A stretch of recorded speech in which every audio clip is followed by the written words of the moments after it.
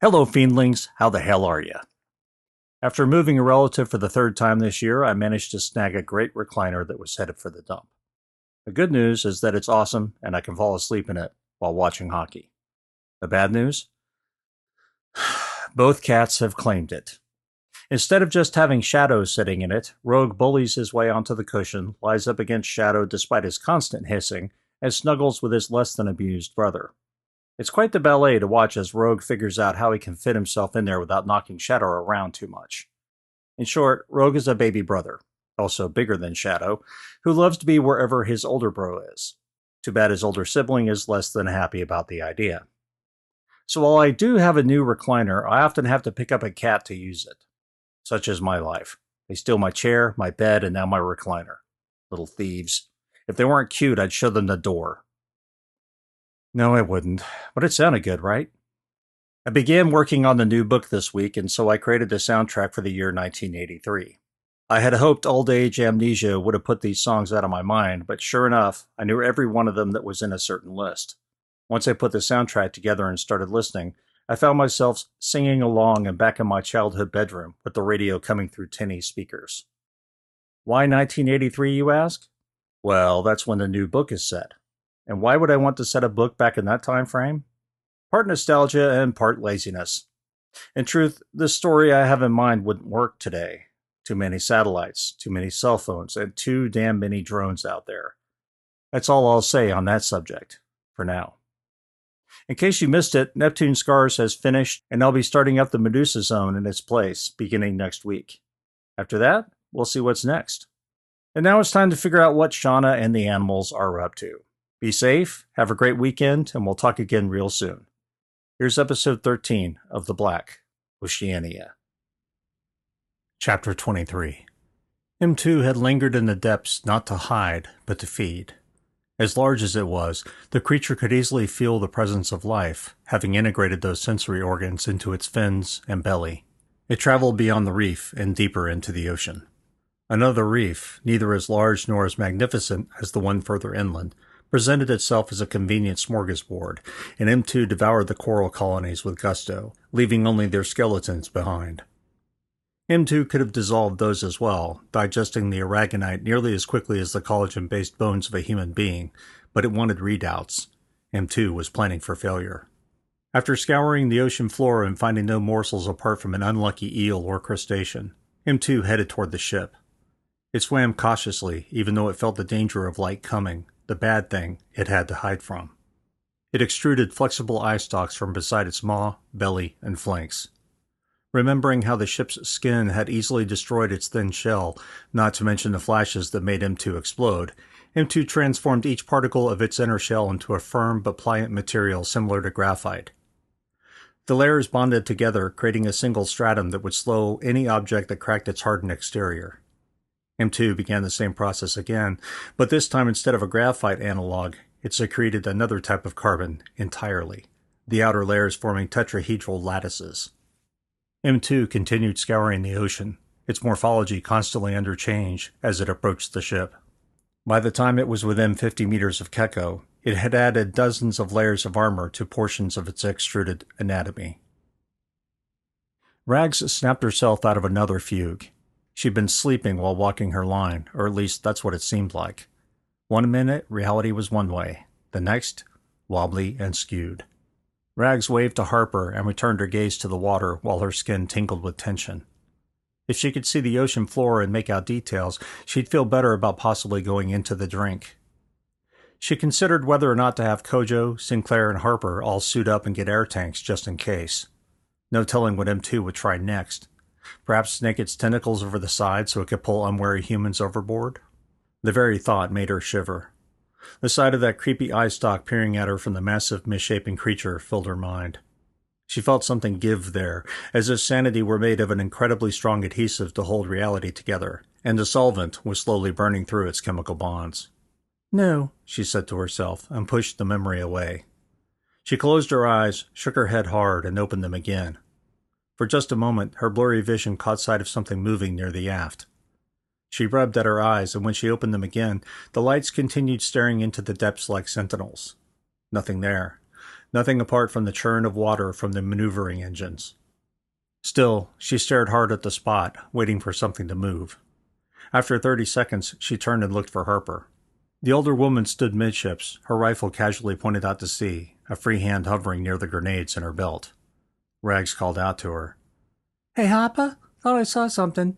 Harper didn't turn around, but stiffened for a moment before relaxing again. "When?" "Just now," Rags said. Harper slowly nodded. "So did I." Rags tapped her headset. "Salty, we think it's here." "Nist, we saw a wave break. You rockin'?" "No, Salty." "Shit, it's between you and us." As if on cue, the ship gently rocked on that side from a sudden swell. "Harper," Rags called out. "Do you—" "Holy fucking Jesus!" Harper shouted as she raised the AR. A pair of shots split the air, the piercing flashes of light ruining Rags's night vision. Harper could have sounded out of breath or as though she just received a massive adrenaline rush. Instead, her voice was level but firm. "It's coming to you." As Rags turned to jog aft, Harper's rifle fired twice more. By the time she reached the aft, rifle to her shoulder, the older woman had fired half a mag. "Are you actually hitting that?" Rags shouted as she scanned for the target, the last word dying in her throat. M2's dorsal side had turned a strange color between soot and cigarette ash, its surface twinkling with a thick, shiny, translucent coat. Several eye stalks poked upward. Harper's rifle sounded again, and a bright spark appeared against the creature's sparkling shell. A moment later, a piece of M2 went airborne before exploding in a cloud of white smoke. Rags aimed at the eye stalk and pulled the trigger. It swiveled in her direction just as the bullet struck its shell. The phosphorus dots glowed and then seemed to shoot back in her direction. A fragment of the creature exploded less than 2 meters from the gunnel. Rags crouched as low as she could and tapped the transmitter. "Salty, it's moving around us. Also, it's figured out how to get past the bullets. It sheds damaged armor before the phosphorus can burn through the shell. Over." Rags searched the sparkling outline for a break of some kind, a spot darker than the rest of the creature. A weak point. But there wasn't one, at least not on the dorsal side. The shape disappeared below the water. "Nest, status?"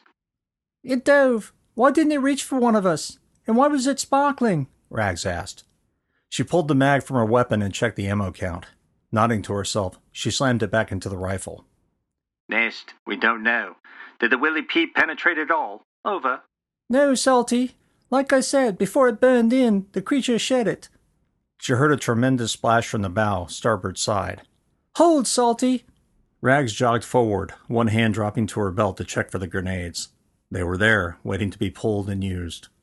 She reached midships before she heard the sound again, only this time another sound accompanied it, a rattle like 2 coins clinking together in a steady beat.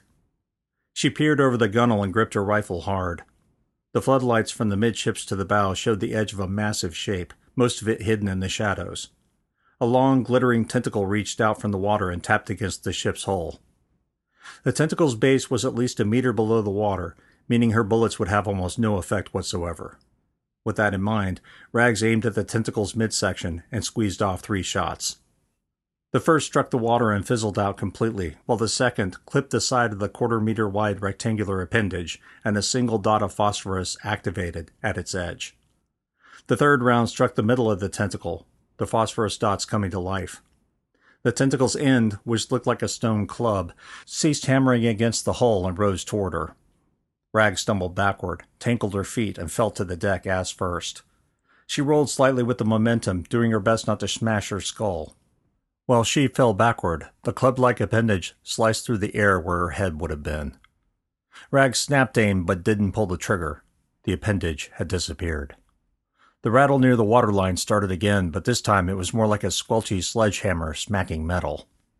She got to her feet and crouch-walked to the gunwale. Adrenaline pumping through her veins, body shivering with electricity born of that strange cocktail of fear and excitement that all junkies crave, Rags peered over the side. The creature had reoriented itself slightly, more visible in the floodlights. Now, however, it had 4 or 5 appendages, all ending in what looked like tar-covered clubs, pounding against the hull. "The fuck?" Rags asked no one. She aimed at the end of the club, the jet-black color easy to discern between Kekko's white hull and the creature's ashy-gray shell, and pulled the trigger. 2 microdots of phosphorus hit the black portion of M2 and immediately combusted. The entire limb flew laterally away from the creature and toward the ship's aft. It made it 5 meters before exploding, the sound of shattered glass tinkling against the metal hull. The bright white of the blast further ruined her night vision. The remaining clubs stopped swinging and turned to her as if each were attached to a rotating base. Rags swallowed hard and aimed again. When she pulled the trigger, the clubs turned in the other direction, presenting their armored side. The bullets found their marks, but the limb shed the outermost layers of itself, a cascade of diamonds pulsing out in a cloud of shrapnel before exploding into white light. The creature disappeared below the water, its speed only matched by its enormity. Fucker could move. "Salty," Rag said. "It's got some kind of shell and was hitting the hull with its appendages. Only the ends were, shellless?" "Nest, check the hull." Rags switched her attention from where the creature had disappeared to the hull. The hull where the thing had touched it with its liquid-laced clubs shone as if newly minted, buffed, polished, and put on display. "Salty," Rag said. "Gave the hull a good cleaning." She raised an eyebrow before saying, "Also looks like it left some dents in the metal. Over." "Nest, prepare to abandon ship." Rags stood straight up, her hand already ejecting the magazine. Before she could ask if she'd heard correctly, Harper's voice broke in. "Salty, this is Mother. Not abandoning my ship." She turned from her vigil to stare straight at Rags. "Not happening." "Figured you'd say that, Mother. I said prepare, not abandon." The patience had quickly drained from his voice. "It's possible the creature will try to ram the ship. Over." "A little late for that, Salty," Rag said. "We already took a hit from—" "No," Ellen interrupted. "It may have weakened that part of the hull." "Fucking hell," Harper said. "K&B owes me a lot of money." "Hush," Rag said off mic. "Nest, I'll get Kojo ready." "Leave that to Harper and Sinclair. Need you ready with grenades. Something to drive it away. Over." Drive it away? If Alan had seen the size of the fucker, he'd realize how much of a fantasy that was. Even if she could toss 5 or 6 phosphorus grenades at the thing before it reached the ship, she'd only bounce them off M2's shiny ashen surface and into the water. There had to be another way. She turned back to the gunwale and took in everything of the water she could see, waiting to find that blacker-than-black shadow, or perhaps an ash-colored submarine made of who knew what. "Harper," Rags called over her shoulder. "Get Kojo prepped. Life preserver, all that nonsense." "I know the drill," Harper said. "Fucked if you're gonna get me in one, though." Chapter 24. Sarah glanced at the dark horizon, wishing the sun would hurry the fuck up. A glance at her watch told her it was little over an hour until dawn. When sunrise came, the creature would have either found a place to hide or get fried. How long did they need to hold it off before it considered another option, rather than waste the precious few remaining minutes of the night attacking a ship that fights back? Hollingsworth would have been excited by those thoughts and would probably have responded by pointing his damaged right hand at her, the fingers barely flexing, and saying, "You think it's intelligent." "No," she told the hypothetical Hollingsworth. "I know it's intelligent. What I don't know is what it doesn't know." Her imaginary Hollingsworth raised a brow with a sardonic expression. "English, please," the mental mirage said. Sarah nearly sighed aloud. "The creature knows it can't digest metal, but does it know that it damages metal? It knows it can harden itself against phosphorus rounds and other projectiles, but does it know if that same shell is enough to repel the sun? More importantly, is it? Does it know what the ship is? Does it know how to damage it? Or is it only instinctively going after higher-order prey?" Sarah ground her teeth. So little she could do from here. When she'd heard Rags' status report that included the description of shining metal, her heart had frozen for a few beats. M2 had been testing and probing, yes, but what else had it been doing? "Why do you probe?" "You probe an enemy position to gather intelligence on strength and firepower," she said to herself. "Why do you test a line of defense?" "You test a line of defense," Sarah mentally answered, "to verify the probe." "And then what?" "You attack," Sarah said aloud. "Eh?" Alan called out. "It was prepping for the attack. That's what it will do next. It'll have weakened the steel in the hull, which means it may have a way to break the metal." Alan shook his head. "We lose the ship. We're incredibly fucked." "Don't I know it?" She changed the zoom from 25 times to 20 times magnification so she could see more of the water surrounding Keko. Even with the night vision goggles, it was difficult to make out what, if anything, was in the water. She zoomed out again and caught sight of a nest of shadows, only they were moving. The strange shadows, it turned out, weren't shadows at all. It was M2. With its size obscured by water and a lack of light, she could only guess how large the thing was. Maybe 3 times the size of Keko now, except in length. A massive tail broke the water 100 meters away from the boat. "It's there!" Sarah shouted. Alan immediately tapped his headset. "Nest, it's coming. This side. Don't bother with small arms." Copy, Rags said. The radio burbled with static momentarily, while Sarah and Alan scanned the water, quickly losing the creature in the darkness, or perhaps the depths. "Where are you, you cunt?" Alan breathed as he scanned the area near the hole. The night vision goggles no doubt helped, but she wasn't sure he'd be able to see it. How did you know if something was or wasn't a shadow? Until it moved or didn't? Sarah saw something whitish, far too large to be the cap of a wave. Instead, it looked like the dorsal side of Ahab's nemesis. It was certainly large enough. She sucked in a shuddering breath. "Starboard bow!" she yelled. Alan immediately shifted his gaze, his rifle following suit. "Got it, Nest? Looks like it's going around the bow to the port side. Over." Sarah watched as several swells appeared on the ocean surface, Keko's bow rocking slightly in response. "Why didn't you give us a fucking rocket launcher?" she asked no one. Rags had reached just beyond the midships and toward the bow when Alan called out the creature's position. He needn't have bothered. Keko's bow lifted and dropped as though the ocean had bulged before snapping back into place like elastic. It was below them. "Mother!" Rags yelled over the headset. "Prepare to abandon ship!" as prepped as we're gonna be. Just take care of the fucking thing. Over. "Just take care of it. Sure." Hard hammering, blood pulsing in her ears, Rags peered over the gunwale but further out into the ocean rather than directly beneath the floodlights. She dared the shadows to thicken, for the water to suddenly become white for no reason, for some sign M2 had returned for another round. She placed several portable UV lights on either side of the ship and spare magazines, bolts, and grenades. If Rags needed something, she wouldn't have a gunnery assistant to pass ammo and watch her back. Harper and Sinclair had their hands full with Kojo and the ship itself, although now the engines had become a rumbling idle. "Sound," she thought. "Vibration. Can it hear now?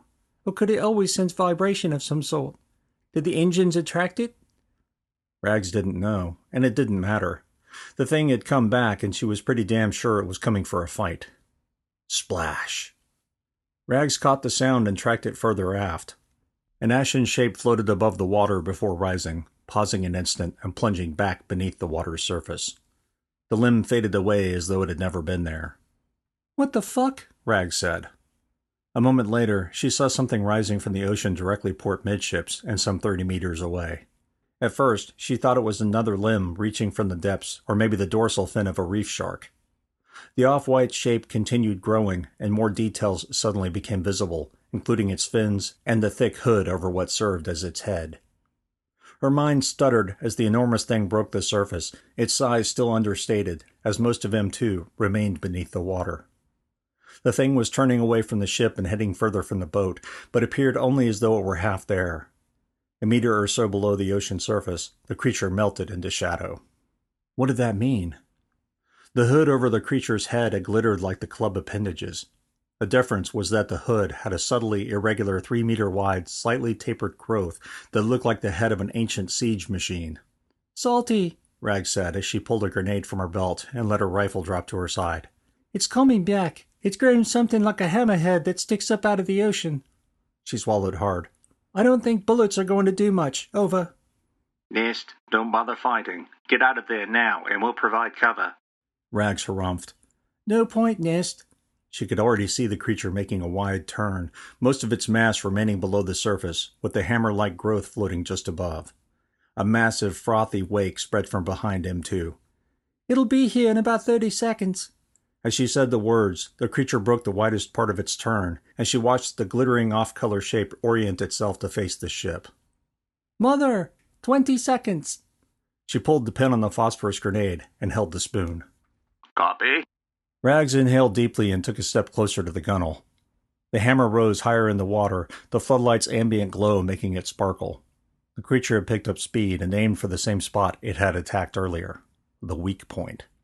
Rags confidently walked to the midships, pausing only long enough to hurl the grenade into the night before grabbing another, taking 4 more steps, and doing the same. The first grenade plunked into the water a few meters in front of the creature, but was well clear of its flank. A moment later, a brief explosion lit the water from beneath. The second grenade landed near one of the creature's many paddle-like fins and detonated just as it dropped beneath the water. An explosion of white light split the darkness, resulting in a geyser of water. Still, the creature kept coming. Rags pulled her last phosphorus grenade, looked for darkness amidst the massive ashen surface, and found a spot just behind the furthest dorsal fin. She timed it as best she could and flung the grenade. At the same moment, she crouched and clung to the gunwale railing. There was nothing more she could do. The thing was going to ram the ship. M2 had watched for the flashes of light and waited for the pinpricks to burn into its armor and force it to jettison a layer before it combusted, but the lights didn't repeat. Through triangular eye clusters protruding from its fins, it saw the creature aboard the object hurling something. One set of its eyes tracked the missile as it arced past and exploded. Something different now. M2 had to be more cautious. Just as it had processed the thought, another object came flying at it.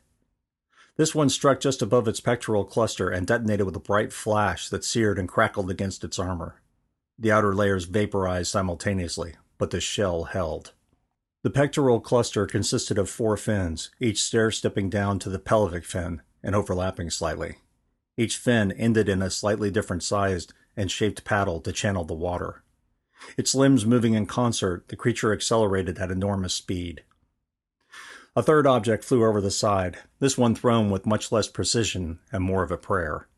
M2 saw it coming, but the massive shark-like creature couldn't dodge it, much less stop in time. The metal canister hit just beyond the hammer in front of the first dorsal fin. It exploded and split the darkness like an Australian Day fireworks display, flecks of burning phosphorus instantly spreading across the thing's back. The pellets burned at 2,000 degrees Celsius, instantly igniting the diamond-like carbon shell the creature had secreted. The burning metal continued through the layers toward the extremely flammable network of living M2. The entity knew it was in extreme danger. M2 excised the burning portion and ejected it. The ashen material, not nearly as white as the hammer-like extremity, now a mere meter from the ship's metal hull, flew upward. The 4-meter-long, 3-meter-wide strip of hardened, armored M2 rose a few centimeters in the air, and the creature began to dive, rolling so its remaining protected flank faced the detonation. M2 managed to get a full 6 centimeters below the ocean surface before its discarded shell exploded in the night, the shockwave flinging hardened diamond-like carbon remnants that clattered against the hull like weaponized hail. The edge of its hammer clipped the ship's keel, and the creature bucked upward in surprise, its relatively unprotected dorsal surface taking the brunt of the remaining force. The edge of its hammer clipped the ship's keel, and the creature bucked upward in surprise, its relatively unprotected dorsal surface taking the brunt of the remaining force. Tendrils quickly refashioned the armor as it circled and returned to the depths. The deadly light was coming. It wouldn't be long before rising above the reef would be dangerous. M2 had time for one try to get inside this strange object, feed, and hole up until it was safe to leave. It pushed mass from its ventral bladders upward into its damaged dorsal side.